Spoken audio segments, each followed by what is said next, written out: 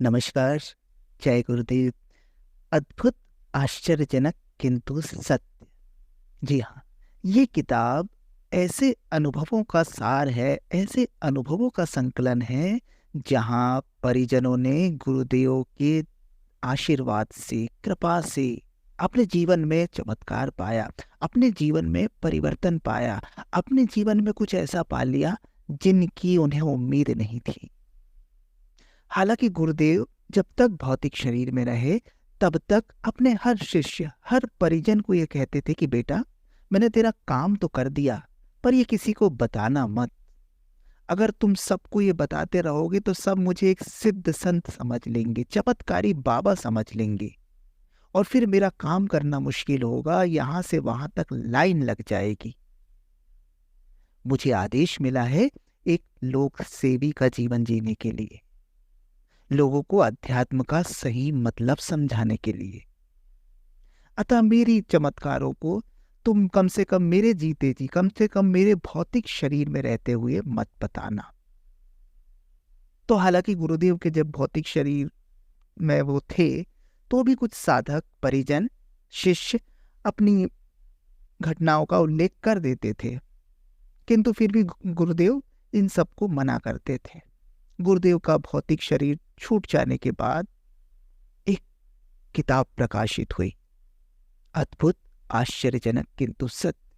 उसमें उन परिजनों की, उन शिष्यों की भाव विभोर कर देने वाली कहानियां हैं, जिसमें उन्होंने गुरुदेव के चमत्कार को साक्षात अनुभव किया। गुरुदेव के भौतिक शरीर छोड़ देने के बाद भी सूक्ष्म जगत से गुरुदेव कैसे काम करते हैं, स्थूल शरीर में रहते हुए गुरुदेव ने कैसे लोगों का जीवन बदला, इन्हीं सब कहानियों का संकलन है इस किताब में। तो इस किताब की श्रृंखला में जो कहानियां आएंगी वो शिष्यों के स्वयं के अनुभव है। हम उनका नाम लेकर यहाँ पर इन कहानियों को पढ़ने का प्रयास करेंगे।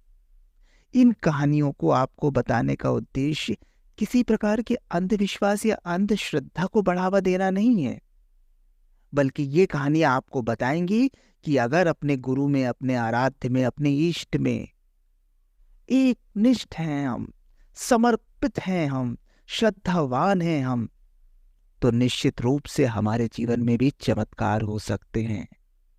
गुरु कृपा से क्या क्या संभव है, कैसे थे हमारे गुरु, कैसे हैं हमारे गुरु, इस सब का सार है ये किताब।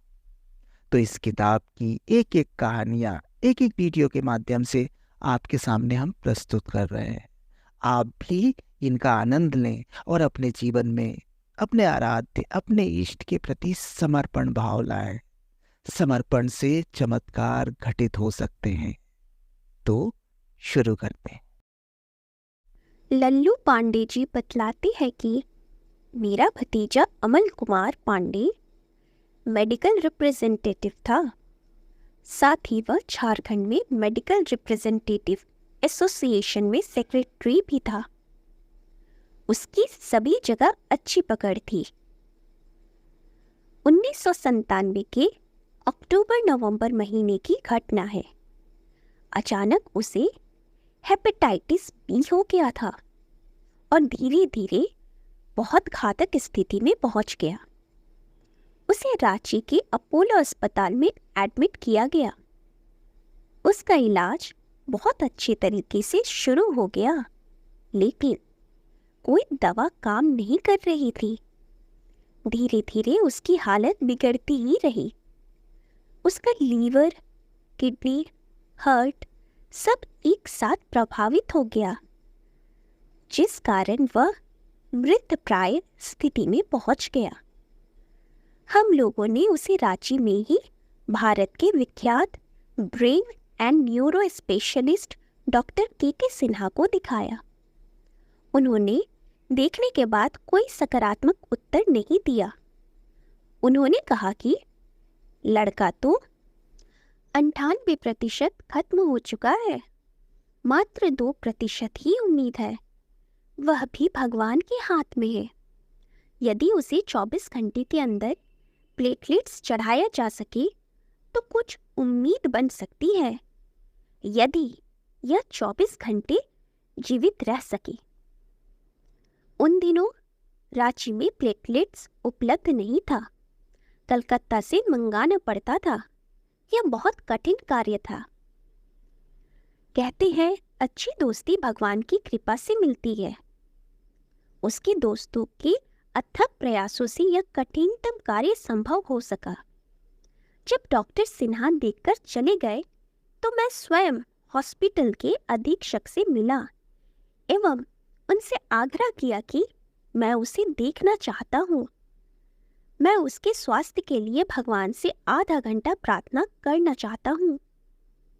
उन्होंने मेरा आग्रह स्वीकार कर लिया और मुझे अपने साथ सघन चिकित्सा कक्ष तक ले गए। मैंने वहीं से एक धुली चादर ली और चादर बिछाकर पालथी मारकर बैठ गया। वहां पर एक डॉक्टर तथा 2 नर्स उपस्थित थे, जिनकी वहां पर ड्यूटी थी। मुझे देखकर वे बोले कि यह तो खत्म हो चुका है।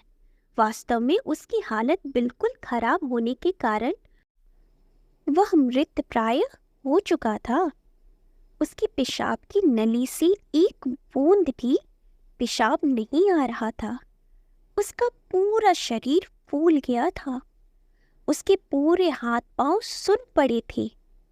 ऑक्सीजन ने भी काम करना बंद कर दिया था। किसी भी प्रकार की हरकत नहीं हो रही थी। मैं वहीं उसके पैर के पास चादर डालकर बैठ गया तथा दोनों नेत्र बंद करके सीधे शांति कुंज में प्रज्वलित अखंड दीप एवं गुरुदेव माता जी के चरणों में प्रार्थना करने लगा। मैं सबसे बेखबर ध्यान में लीन था।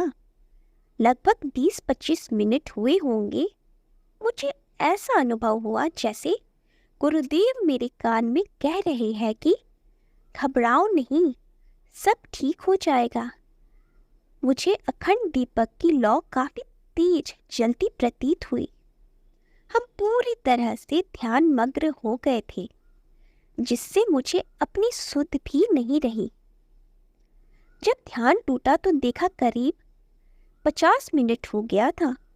मैं हड़बड़ाकर उठा और अधीक्षक महोदय से 20 मिनट देर होने के लिए माफी मांगी तथा निवेदन किया कि पुनः 1 घंटे बाद मुझे आने की अनुमति दे दे। उन्होंने बड़े ही सहज भाव से स्वीकृति दे दी। मैं पुनः 1 घंटे बाद उसी स्थान पर बैठकर महामृत्युंजय मंत्र और सूर्य गायत्री मंत्र का गायत्री मंत्र में संपुट लगाकर अखंड दीप के समीप होने की भावना करते हुए जप करने लगा। इसके पश्चात करीब आधे घंटे के बाद मैंने देखा कि उसे 2-2 मिनट पर एक बूंद पेशाब हो रहा है। मैंने जाकर उसी डॉक्टर से यह बात बताई जिसकी ड्यूटी थी, तो उन्होंने फिर वही वाक्य दोहराया, लेकिन मैंने हार नहीं मानी। मैं वापस घर आ गया और शाम को 7 बजे आदरणीय शैल जी से फोन पर भतीजे की स्थिति के बारे में सूचना दी।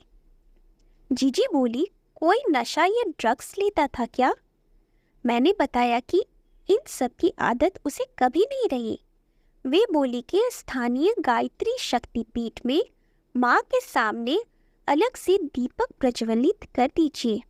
गुरुदेव की कृपा से ठीक हो जाना चाहिए। मैं रांची स्थित गायत्री शक्तिपीठ आया और आदरणीय जीजी के कहे अनुसार वैसा ही किया। रात्रि में हम लोग सो गए थे। अचानक उठे तो किसी ने आकर बताया कि अमल को रात भर में 700 ml पेशाब हुआ है। उसके लिए प्लेटलेट्स भी कोलकाता से आ गई थी, जिसे चढ़ाने की प्रक्रिया शुरू हो गई है। गुरुदेव माता जी के प्रति श्रद्धा से मेरा हृदय भर उठा। पूरे हॉस्पिटल में यह चर्चा का विषय बन गया था कि आज भी धर्म से व्यक्ति की रक्षा होती है। मुझे वहां के अधीक्षक महोदय ने भी बधाई दी, क्योंकि मेरे भतीजे की उम्र 37 वर्ष की थी और उसने 32 बार उसी हॉस्पिटल में रक्तदान किया था। इस कारण वह हॉस्पिटल के सभी डॉक्टर्स को प्रिय था। मैं तुरंत उसके पास गया, देखा कि अब वह छटपटा रहा है, उसके पूरे शरीर में हलचल है, ऑक्सीजन वगैरह भी चालू हो गया था। मैंने पुनः एकांत में बैठकर पूर्व की भांति जप करना शुरू कर दिया। कुछ घंटों के बाद वह होश में आ गया। होश में आते ही उसने मुझे देखा। उसके होंठ बोलने के लिए हिल रहे थे। बड़ी मुश्किल से उसके मुंह से बाबू शब्द निकला। उसके मुंह से यह शब्द सुनकर मेरा हृदय बाग बाग हो रहा था। अमल कुमार स्वस्थ हो गया। गुरु की इस असीम कृपा और प्यार को मैं जीवन भर नहीं भूल सकता। जय गुरुदेव।